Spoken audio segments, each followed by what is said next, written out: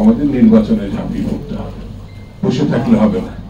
যারা প্রতিক্রিয়ার শক্তি, যারা অন্ধকারের শক্তি, যারা ষড়যন্ত্রের শক্তি, তারা নির্বাচনকে ঠেকাতে চায়।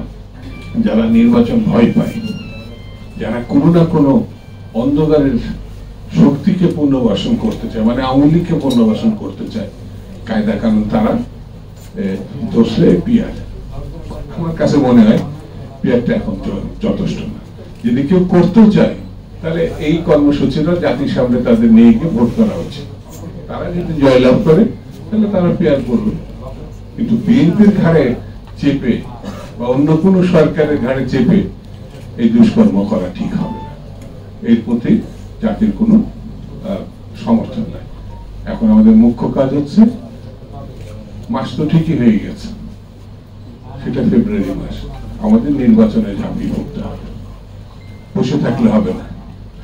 যারা প্রতিক্রিয়ার শক্তি, যারা অন্ধকারের শক্তি, যারা ষড়যন্ত্রের শক্তি, তারা নির্বাচনকে ঠেকাতে চায়।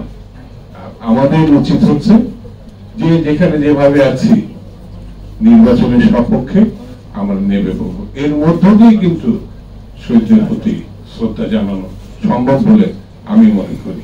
সেজন্য আসুন বন্ধুরা, ঐক্যবদ্ধ ভাবে আমরা নির্বাচনের দিকে এগিয়ে যাই। গত অর্থ শতাব্দী মুক্তিযুদ্ধ শুধু বললে ভুল হবে, নানান পর্যায়ের যে আন্দোলন, সে আন্দোলনে যারা শহীদ হয়েছে, যারা আহত হয়েছে, যারা নিখোঁজ হয়েছে, আমি তাদের প্রতি কৃতজ্ঞতা জানাচ্ছি, শ্রদ্ধা জানাচ্ছি। বন্ধুরা, এই আন্দোলন যেটা হয়েছিল, এটা জুলাই আন্দোলন, আগস্ট আন্দোলন, এটা পরিসমাপ্তি হয়েছে এই সময়। কিন্তু আন্দোলন তো 15-16 বছরের। হাসিনা তাড়ানোর আন্দোলন, স্বৈরাচার তাড়ানোর আন্দোলন, দেশ রক্ষার আন্দোলন, এটা তো দীর্ঘ আন্দোলন।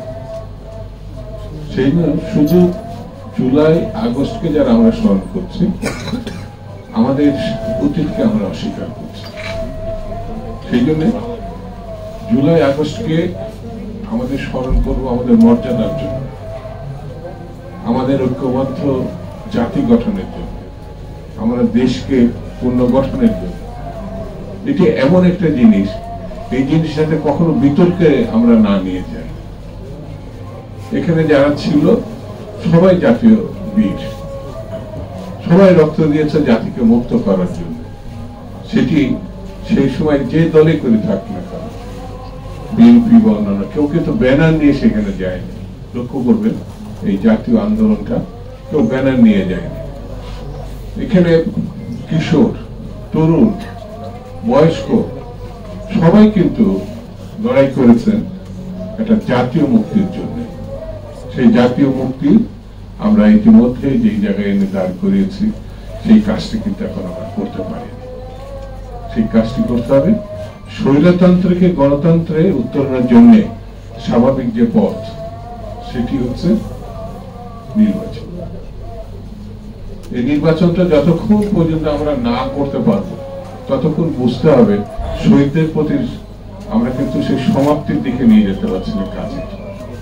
তারা একটা জীবন দিয়েছে কিসের জন্য? গণতান্ত্রিক বাংলাদেশের জন্য, মানুষের অধিকারের জন্য।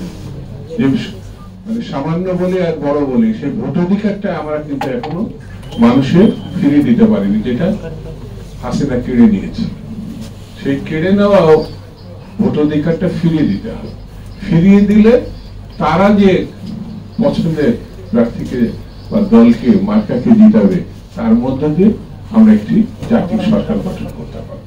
সেই সরকার যতক্ষণ পর্যন্ত আমরা করতে না পারবো, ততক্ষণ পর্যন্ত শহীদদের প্রতি যত যত মর্যাদা আমরা দিতে পেরেছি, এটা কিন্তু বলা যাবে না। তাদেরকে যদি মর্যাদা দিতে হয়, সম্মান জানাতে হয়, তাদের আত্মার কথাটা যদি আমরা শুনতে চাই, তাহলে এখানে একটি গণতান্ত্রিক সরকার প্রতিষ্ঠা করতে হয়। সেই কথাটা কিন্তু আজকের বক্তারা বিভিন্নভাবে বলে আসছে। পিয়ারের কথা এই জন্য বলছে না,